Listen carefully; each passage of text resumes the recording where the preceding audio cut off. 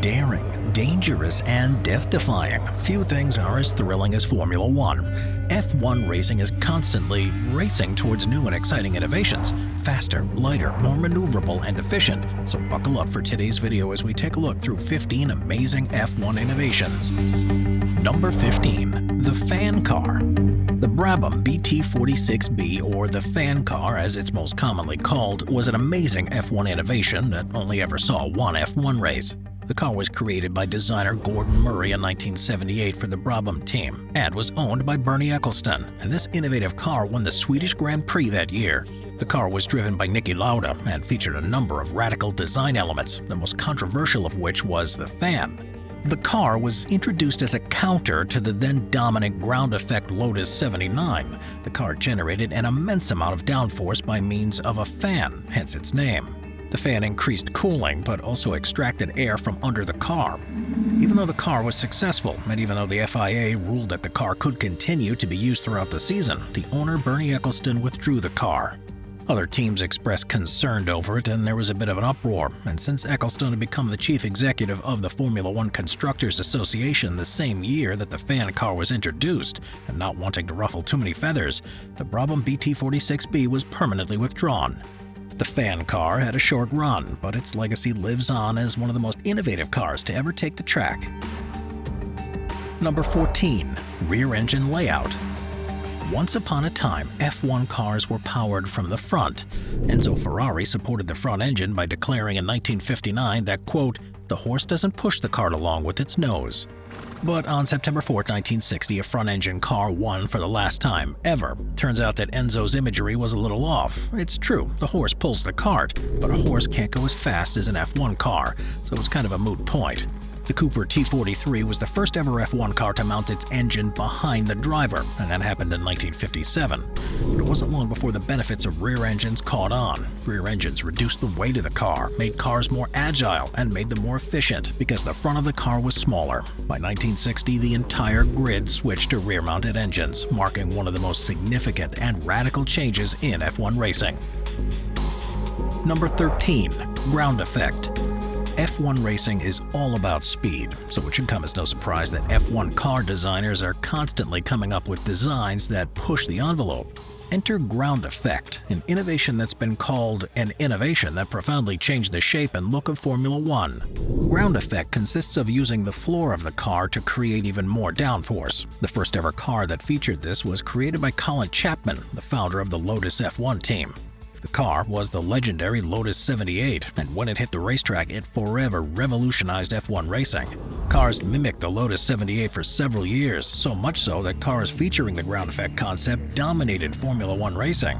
However, this ground effect concept was banned in the early 1980s. It was so effective, Formula One organizers and officials were concerned by the potential for cars to literally take off. All is not lost, though. Changes in 2022 regulations will allow F1 cars to take advantage of ground effect elements again. Number 12. KERS. The Kinetic Energy Recovery System, or KERS for short, debuted in 2009 in F1, and although it wasn't a hit right from the get-go, it's gained a lot of traction over the years. KERS is a device that brings hybrid technology to F1 racing. The system takes waste energy that's generated under braking and turns it into a power boost of 80 brake horsepower for up to 6 seconds per lap. KERS has been granted the honor of being the one that kick-started hybrid technology in the series. Today, cars run with ERS within the power units, giving them a performance effect that's 10 times greater than KERS. But KERS came first, so it deserves some credit. Using KERS, teams could store up energy from the rear axle. They stored it either using a spinning mechanical flywheel or an electrical system. Then when they needed it, they could just dump that stored power into the drivetrain for a few specific seconds per lap. It essentially created a type of hybrid race car. Number 11. Mass damper. A mass damper is a device designed to even out those fluctuations and to stabilize ride height and downforce, according to the Formula One dictionary. And although the mass damper is a somewhat overlooked F1 invention, it really altered the car's stability and ride and saw a lot of success before it was banned. In fact, the tuned mass damper helped Renault win 2 consecutive world titles. It was created by Dr. Robin Tallui, and it helped improve the car's performance by dampening out tire bounding frequency throughout corners. This meant that grip levels were more consistent. The tuned mass damper was used in a limited capacity during the 2005 season, but it saw its heyday in 2006, when the tuned mass damper stayed on the car for the first half of Fernando Alonso's campaign, ultimately sealing the team consecutive world titles. Other teams tried to create their own variations of Renault's tuned mass damper, but Renault's innovation reigned supreme. The FIA did eventually step in after the summer break in 2006 and banned mass dampers, but during their time on the track, they were a highly useful and innovative creation. Number 10. Active suspension. Active suspension is a staple today in a lot of our sports cars, luxury sedans, and SUVs, but that wasn't always the case. Active suspension basically works by feeding the car's suspension system data about the road it's driving on, and then linking this data to another system that can adjust the damper response. Or, in simpler terms, it's a system that actively adjusts the suspension of each wheel to ensure a consistently optimal ride height. Still lost? Alright, here it is in a nutshell. Active suspension helps cars drive better. And while many people are out driving around today with this active suspension, not everyone knows that we actually have Formula One to thank for it. Lotus holds the honor of being the first to introduce the concept of active suspension to Formula One racing, although Williams is given credit for being the one that pioneered it. In any case, the system was banned in the 1990s. Why? Because it was too effective, and the FIA was afraid that it would increase cornering speeds too much. So it left the F1 racetrack, but it made its way into mainstream cars, making active suspension one of the farthest-reaching F1 innovations. Number 9. The F-duct. The F-duct is a fairly new invention that only debuted in 2010. It's a neat little system that allows the driver to open or close the air duct from the cab to the rear wing, according to F1fandom.com. It improves the car's direct speed because the driver determines on his knee whether or not to give more air to the rear wing, which causes the rear wing to settle in a straight line. In short, it's an aerodynamic control device. The F-duct was developed by McLaren on the MP425, and it is believed that when the system works, it can provide an advantage of about 6 miles per hour in a straight section. It's not clear where the name came from. Some believe it's simply a code name without specific meaning, since McLaren is known to do that, like the J-damper, for example. The official name of the F-duct in McLaren is RW80. Apparently, when McLaren debuted its car in 2010, it was hoping that the F-duct would fly under the radar. It didn't. In fact, it became pretty controversial. Its development was not banned by the FIA, even though some of its design meant that the driver had to drive one-handed, so it was used during the 2010 season, but was banned at the end of that season. Number 8. The Mercedes dual-axis steering. Dual-axis steering is a clever little F1 invention that's a little newer than the others on this list. Mercedes dual-axis steering, or DAS for short, was introduced during pre-season testing before the 2020 F1 season. And like a lot of F1 innovations, DAS was met with both compliments and controversy. Basically, the system allows the driver to push and pull on the steering wheel to change the alignment of the front wheels. When the wheel is pushed forward, the tires will angle slightly outwards. When it's pulled towards the driver, the tires will angle in. There are a few benefits to the DAS. It reduces tire scrub, which is the friction on the track. It also produces less drag because the tires are straight and have more consistent airflow. It can also help corner with more stability, and it can help heat the tires more evenly because the driver can heat different parts of the tire by angling them differently. Sounds pretty cool, right? Yeah, it was, because it was banned in the 2021 Formula One season, and so another amazing F1 innovation bites the dust. Number 7. Double diffuser. A double diffuser is an F1 innovation that enhances speed in the corners. The effect is a better lap time. By definition, a diffuser on an F1 car helps the air that runs underneath the car exit in a way that produces a lot of downforce, and helps the body of the car itself to act like an upside-down airplane wing, forcing the car down onto the track, according to flowracers.com. So basically, the larger the diffuser area is, the more air the diffuser can pull from underneath the car, and the larger the downforce will be. The introduction of double diffusers is a little complicated because it stems from interpretations of rule changes that happened in 2009. In that year, rules came into place to reduce the size of diffusers by restricting their size based on what was visible beneath the car.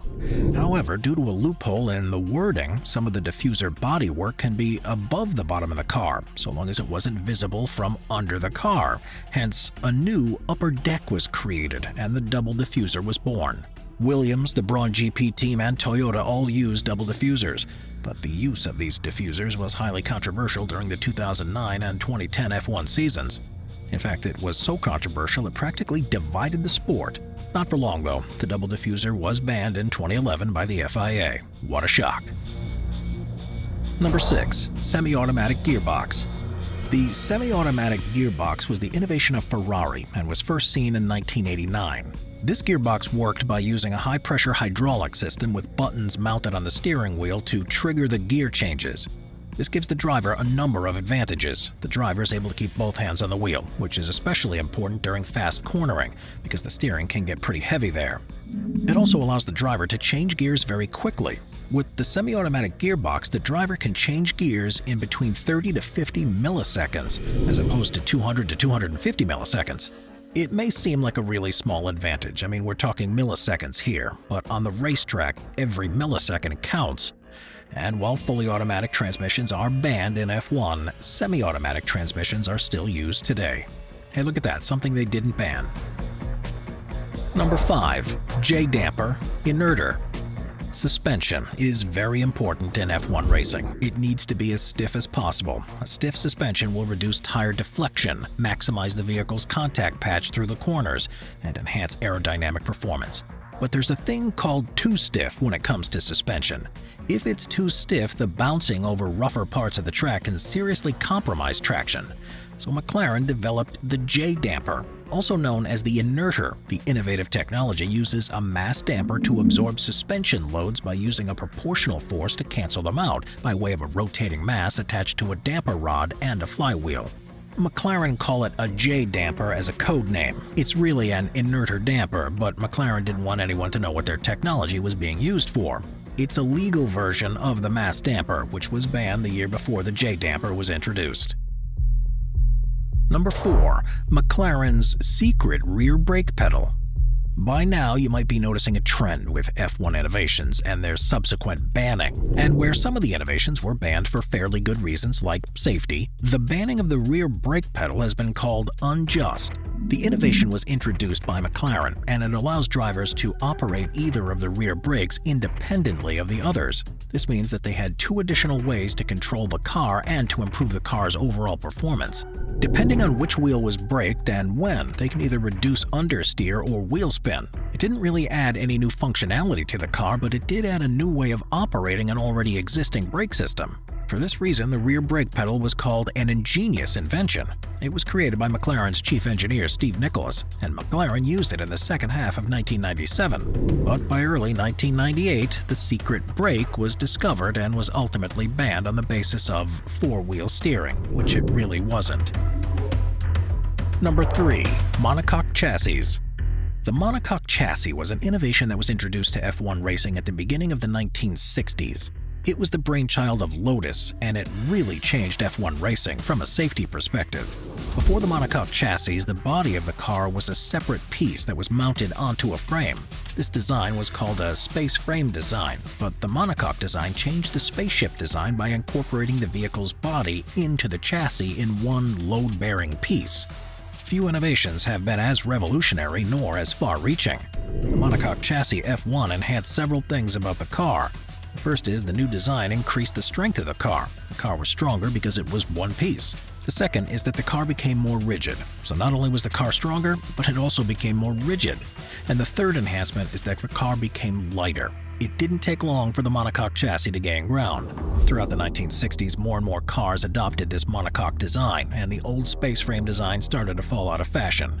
Originally, aluminum was used, but as time went on, more exotic metals took the place of aluminum. Today, the monocoque chassis is the main design of all F1 racing cars. Number 2. Safety innovations. Most of the innovations seen so far have to do with speed, maneuverability, and overall performance quality, but Formula One has seen a lot of innovations on the safety side too. And seeing as few things rival the danger of F1 racing, I would be remiss if I didn't include some of F1's most influential safety innovations. For example, the flexible fuel cell was a game changer when it comes to safety in F1. In fact, this flexible fuel cell has been called the biggest leap in F1 safety. Before the flexible fuel cell, fuel tanks were made of metal and were formed to fit into specific required spaces.